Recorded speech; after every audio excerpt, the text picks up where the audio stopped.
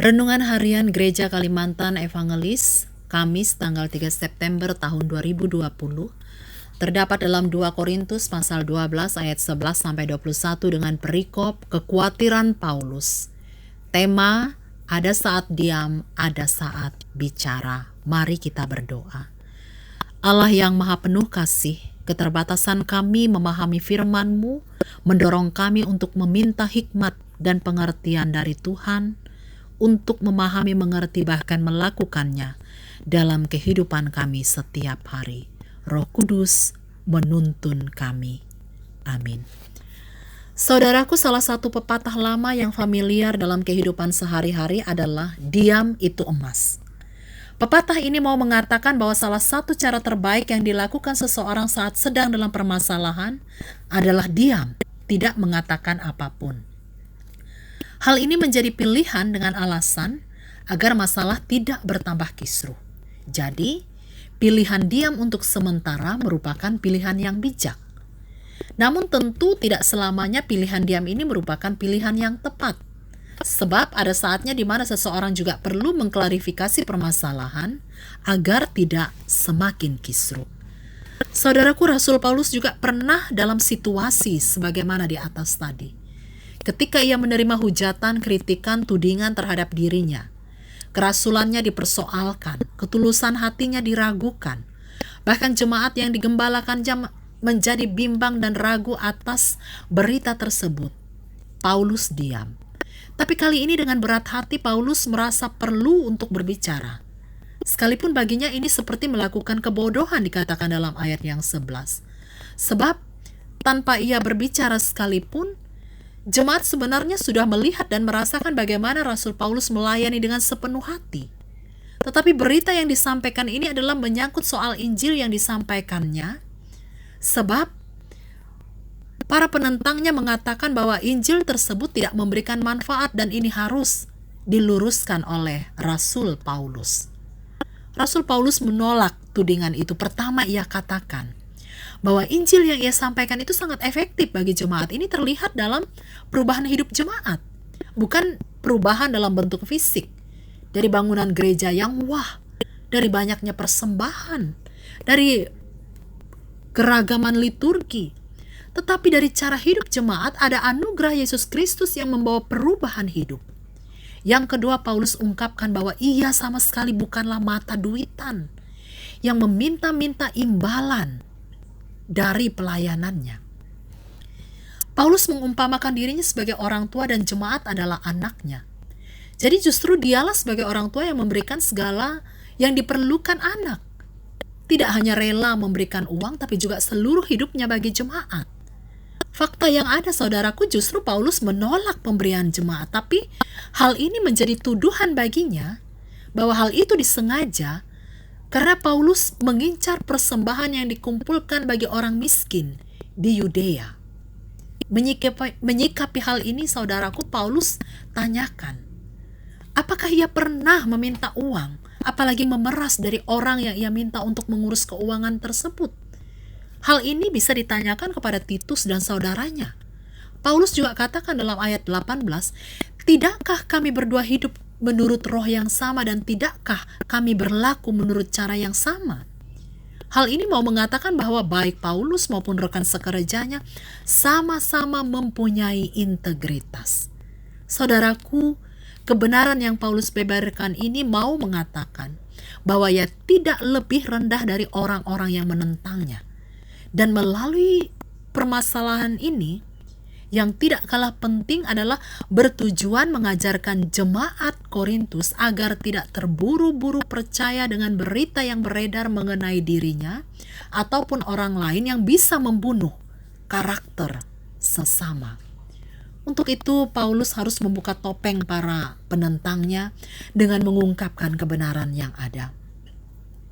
Dan ini juga sekaligus mengembalikan ketenangan dan kepercayaan jemaat terhadap dirinya sebagai rasul dan terhadap Injil yang disampaikannya. Sebab jika tidak, Rasul Paulus khawatir jemaat Korintus ini hidup dalam ketidaktenangan dan menganggap tuduhan yang dilakukan terhadap dirinya itu benar dan pasti akan mempengaruhi iman jemaat. Saudaraku, berangkat dari sikap dan tindakan Paulus yang memberikan klarifikasi atas dirinya, hal ini mau mengatakan, menjadi pembelajaran bagi kita bahwa ada saat-saat tertentu di mana kita harus berbicara untuk mengungkapkan sebuah fakta kebenaran yang terjadi, baik itu terhadap diri kita atau juga orang lain. Dari Paulus kita belajar mengelola dan menghadapi persoalan jika dipojokkan, dituduhkan, disalahkan atas sesuatu yang tidak kita lakukan. Kita diancam oleh orang-orang yang membenci kita, ditinggalkan teman dekat karena memperjuangkan kebenaran. Jika dalam posisi demikian, jangan kecil hati ataupun kalut. Perkuat kepercayaan kepada Allah bahwa Ia akan menolong dengan hikmat dan keberanian.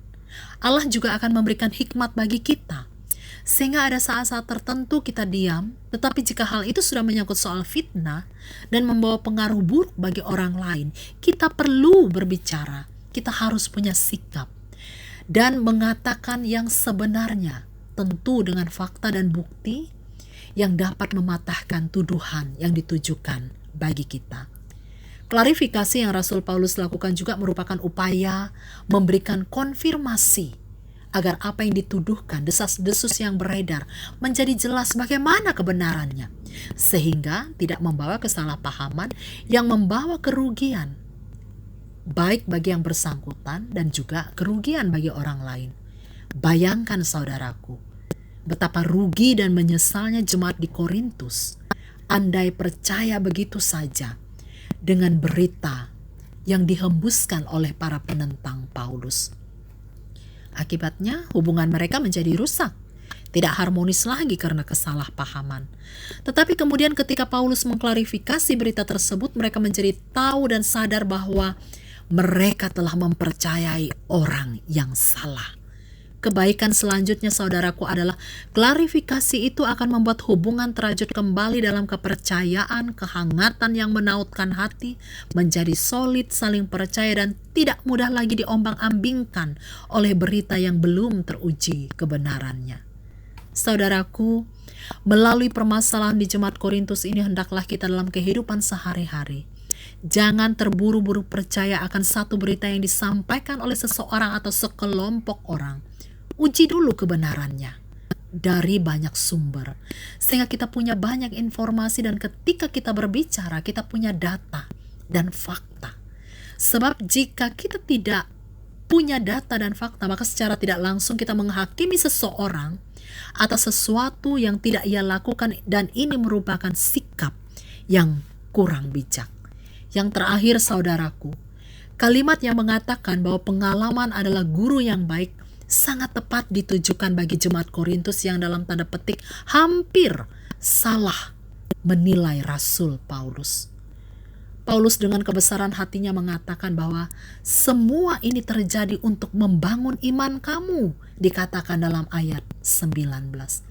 Secara tidak langsung Paulus mau mengatakan, biarlah ini menjadi pelajaran dan guru yang baik agar bijak di masa mendatang, serta matang di dalam iman, tidak mudah diombang-ambingkan.